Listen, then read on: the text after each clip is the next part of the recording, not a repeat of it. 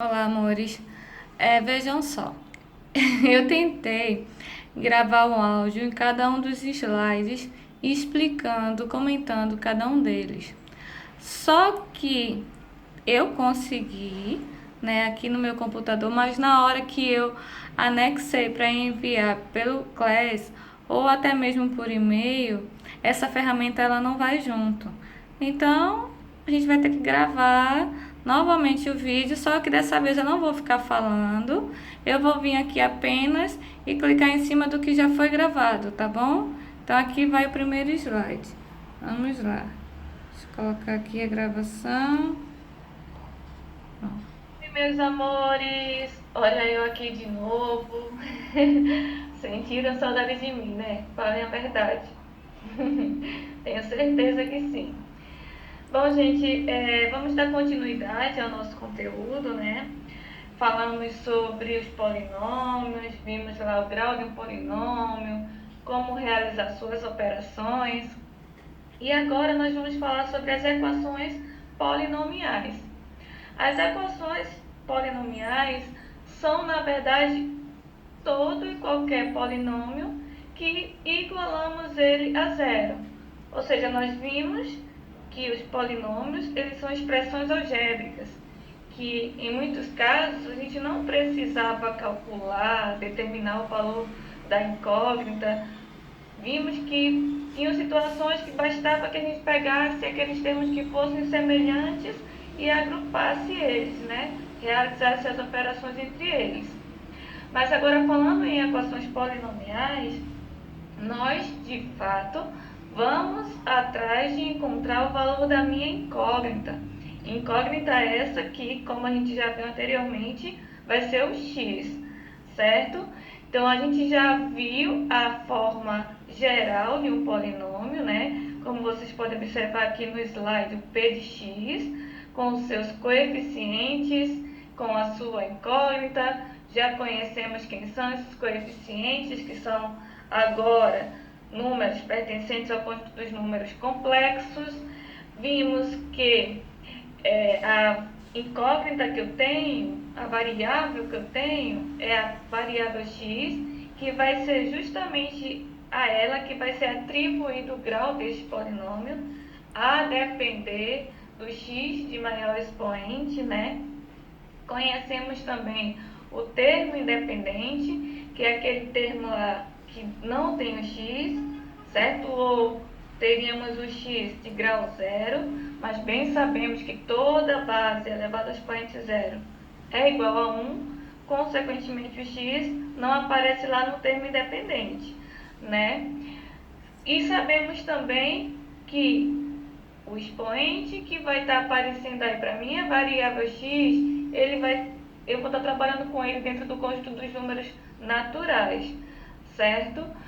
E para que eu tenha aí uma equação polinomial, eu vou pegar esse meu polinômio p de x, que é todo esse monstrão que vocês podem ver aí, e vou simplesmente igualar a zero. O que significa isso, professora? Significa que eu quero encontrar valores para x que, ao substituí-lo dentro dessa expressão, eu consiga tornar aquela minha expressão nula, ou seja, eu consiga tornar aquela expressão igual a zero. Então, a gente vai ver alguns exemplos de equações.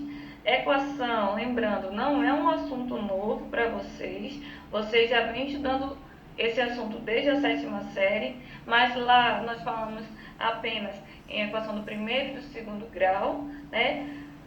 Agora a gente vai estar falando para equações polinomiais com graus até maiores do que esse. Vamos estar vendo como resolver esse tipo de equação, tá bom, gente? Então vamos mergulhar nesse novo assunto, vamos ver alguns exemplos de equações polinomiais, certo? Vamos em frente. E meus amores, Vamos lá para o segundo slide. bom, podemos ver aqui nesse segundo slide alguns exemplos de polinômios, né? Temos aqui na letra A um polinômio de segundo grau, né? Identificamos isso pelo maior expoente da minha variável x. E vemos aí que o meu termo independente, né, ele é um número complexo, né? Vemos aí que o termo independente, ele é o número 6 mais i, né? Vemos aí na letra B um outro exemplo de uma equação polinomial de primeiro grau, certo? Normal, como nós já costumamos a trabalhar com elas, sem a presença da unidade imaginária, né? Apenas aí composto por números reais. E na letra C tem mais outro exemplo também, né? Novamente aparecendo a minha unidade imaginária aí, é porque eu quero reforçar com vocês que os coeficientes de qualquer polinômio, de qualquer equação polinomial, eles agora também podem ser números complexos, ok? Bom,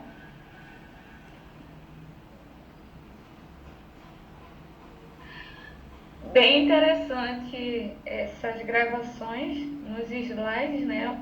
O ruim só que dá uma pausa assim no raciocínio para continuar explicando no slide seguinte, mas vamos em frente, né? Vai dar certo.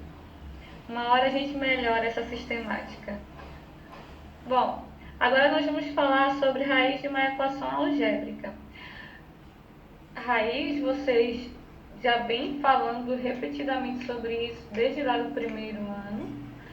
Encontrar uma raiz de uma equação algébrica ou polinomial, como preferimos chamá-la, né? Porque a equação ela é chamada de equação algébrica, mas eu também posso chamá-la de equação polinomial, certo?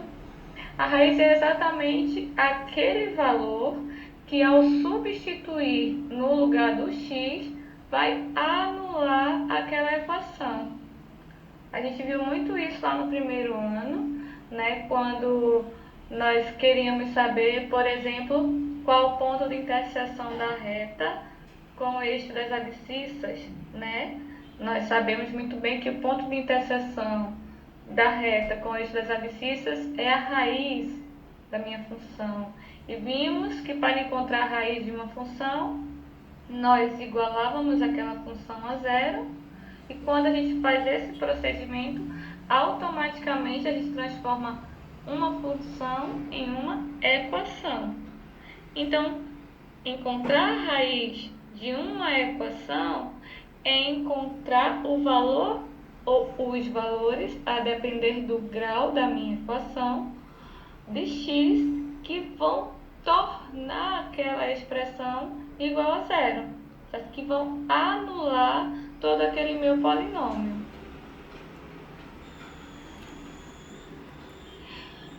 Bem interessante. Vamos passar adiante. Algumas falhas técnicas aqui, mas vamos lá. Temos aqui uma equação, né? Se vocês podem observar, é uma equação de terceiro grau. E eu quero ver justamente aí se o meu número 4 ele é raiz ou não dessa minha equação. É como eu falei no slide anterior. Para um número ele ser raiz de um polinômio, é necessário que, ao substituirmos esse número no lugar do x, o resultado final, após todas as operações matemáticas que envolvia o x, ele seja igual a zero. Como vocês podem ver aí, eu tenho a equação x ao cubo menos 6x ao quadrado mais 10x menos 8 igual a zero. Eu posso dizer que 4 é raiz dessa equação porque quando eu substituir no lugar do x pelo 4 e realizei as operações, primeiro, no primeiro momento tive que calcular as potências, multiplicações e por fim as adições e subtrações, eu obtive o zero, certo? Então, se ao substituir no lugar do x por esse 4, eu encontrei o resultado final zero, então eu posso dizer que esse 4 ele é uma raiz dessa equação. Já se eu pegasse o número i, o i é a unidade imaginária, eu posso ver aqui que ela não é raiz da minha equação. Por quê? Quando eu substituir, como vocês podem observar aí embaixo, o resultado não foi zero. Eu resultei aí em um número complexo composto por parte real e parte imaginária. E a gente já sabe que quando tem parte real e parte imaginária, eu não posso somá-los. Então, se eu considerasse aí, supondo que seja raiz dessa equação, o resultado final for diferente de zero, é porque i não é raiz desse polinômio, ou seja, não é raiz dessa equação. Então, para que a gente entenda definitivamente, a raiz de uma equação, ela vai ser aquele valor que, ao substituirmos ele no lugar do x, eu vou ter ali como resultado final zero. Reforço também que o grau do polinômio, ele determina quantas raízes esse polinômio vai ter. Portanto, se eu tiver uma equação de primeiro grau, logo eu terei apenas uma raiz. Se estiver diante de uma equação de segundo grau, consequentemente eu vou ter duas raízes. Ah, professora, mas se delta for negativo, não existe raiz real. Fato. Mas lembre-se que não estamos apenas trabalhando com os reais. Nós já conhecemos o conjunto dos números complexos e vimos que agora é possível calcular raízes quando o meu delta for negativo. Então, se a equação ela é do segundo grau, eu posso ter duas raízes sim, mesmo que eu tenha uma raiz complexa ou duas raízes complexas. Não tem problema algum. Se eu tenho uma equação de terceiro grau, eu terei que encontrar três raízes. Se for uma equação de quarto grau, quatro raízes e assim sucessivamente. Ou seja, o grau da equação determina a quantidade de raízes que essa minha equação virá a ter. Ok? Então, podemos ver aqui nesse exemplo que eu encontrei apenas uma raiz, né, que foi o 4. Faltaria encontrar as outras duas, que a gente vai ver mais à frente como faz para encontrar raízes de equações que já não são mais de segundo grau, né? Primeiro grau a gente sabe resolver, de segundo grau a gente sabe também utilizando a forma de Bhaskara ou o método da soma e produto, enfim, a gente consegue resolver as duas facilmente. E agora a gente vai estar aprendendo a lidar com equações de terceiro grau para cima. E como faremos para encontrar essas raízes? Ok?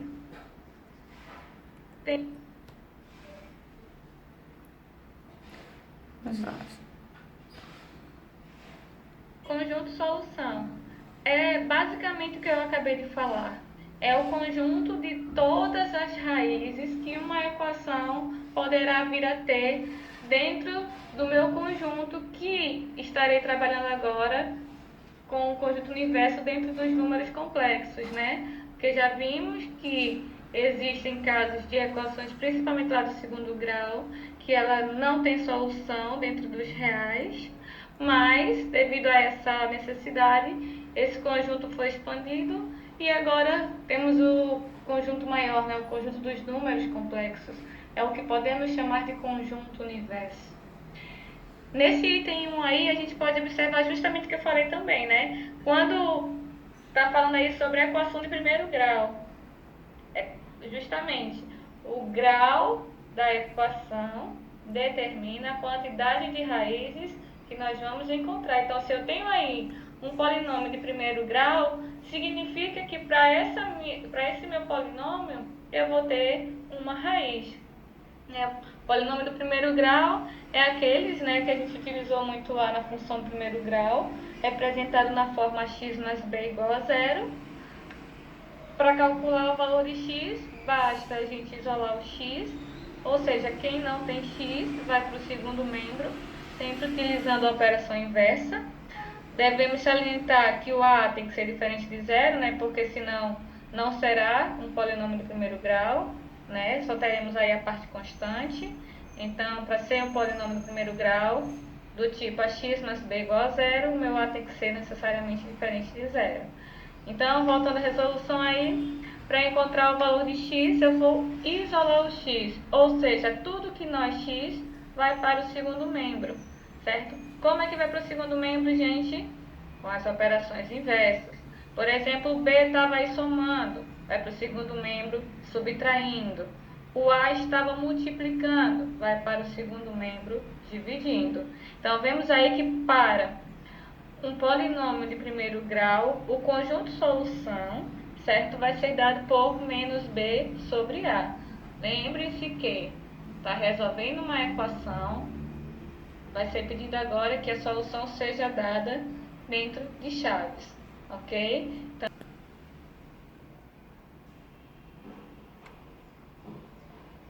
temos um caso agora quando a gente vai estar trabalhando com um polinômio de grau 2, né? Ou seja, a equação do segundo grau.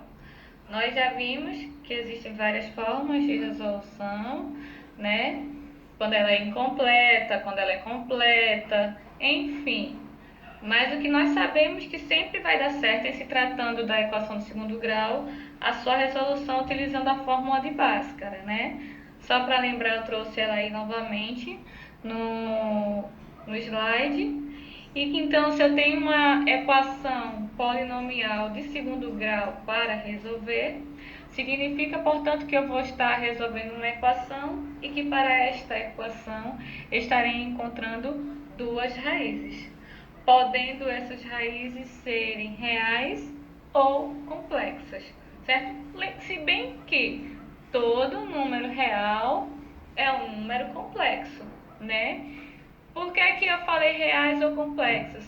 Eu falo real quando a minha unidade imaginária ela não aparece, certo? A gente considera que aquela minha raiz era só real, né? Mas não existe, tá? Só destacando isso, não existe nenhum número que seja real e não seja complexo. Não existe, mas existem números complexos que não são reais, que são aqueles imaginário puro, lembram? Só tem o i, por exemplo, 2i, ele é um imaginário puro, ok? Então, ao resolver uma equação de segundo grau, nós vamos estar aí encontrando duas raízes, utilizando a fórmula de Bhaskara ou não.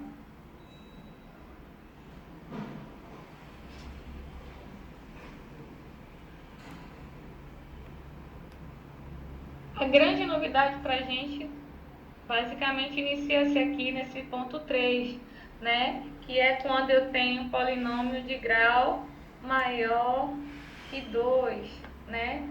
Aí eu trouxe nesse ponto 3 aqui um polinômio de grau 3 ou grau 4, que são os mais comuns. Assim, em questões do Enem e em questões de vestibulares, não costumam cair questões envolvendo este tipo de polinômio, tá? Mas nós vamos ter que falar, certo? Porque não costumar cair não quer dizer que nunca vai cair. Então, nós devemos aprender, né? Devemos conhecer, porque se porventura estivermos diante de um problema, não ficaremos com aquela cara de eu não sei, eu nunca vi, não sei nem quem é meu pai, como eu costumo falar, né? Então, quando eu tenho uma equação de grau 3 ou 4, a gente tem várias formas de resolução, tá? Eu trouxe aqui alguns exemplos para vocês, para que a gente possa estar trabalhando, né, com a resolução desse tipo de equação. Primeiro exemplo aqui, eu tenho uma equação x ao cubo menos 8 igual a zero. Sei que se trata de uma equação de terceiro grau, porque o expoente da minha variável x é o 3, que é o único x que aparece, consequentemente é o x de maior expoente. Então, esse 3 aí vai estar determinando o grau para essa minha equação. Falamos já que o grau da equação determina a quantidade de raízes que eu vou ter para essa equação, não é isso? Então, observa aí, eu tenho uma equação incompleta, né? X ao cubo menos 8 igual a zero. e vou atrás de encontrar essas raízes. O que é que eu observo? Eu não tenho grau 2, eu não tenho grau 1, né? Eu sei que o grau 2 e o grau 1, os seus coeficientes eram zero. Então, eu tenho aí uma equação de terceiro grau incompleta. Vou resolver essa equação de terceiro grau incompleta do mesmo modo que eu resolvia a do segundo grau incompleta, sem o coeficiente b. Acredito que vocês lembram disso, tá? De que forma? Vou isolar o x. X de um lado, quem não tem x do outro lado, tá? Então, vou atrás de encontrar a primeira raiz, certo? Eu tenho aí, então, isolando x, ficarei com x ao cubo igual a 8, né? Porque o 8 estava subtraindo, vai para o segundo membro, somando. Aí fiquei com x ao cubo igual a 8. Eu quero o valor de x e não de x ao cubo. Para eu achar o valor de x, então, a forma que eu tenho para me livrar desse expoente 3 é passando para o segundo membro, né? Na forma da operação inversa à potenciação, que é a radiciação. Então, se eu tenho aí x elevado ao cubo, para que eu passe esse cubo para o outro lado, vai aparecer como raiz cúbica de 8. E a raiz cúbica de 8 é o 2. Com isso, eu consegui achar uma das raízes. Eu já posso afirmar que uma das raízes dessa minha equação é o 2, mas faltam outras duas. Como é que a gente vai encontrar essas outras duas? Então, a gente vai estar resolvendo utilizando o método do Briot-Ruffini. Bom, gente, esse método do Briot-Ruffini eu vou estar explicando melhor no próximo vídeo, porque a memória do meu celular está acabando, tá? Então, eu vou precisar gravar mais vídeos, né? Com a explicação total desse slide, tá bom, gente? Então, daqui a pouco a gente retoma a partir daqui. Beijos, já voltamos.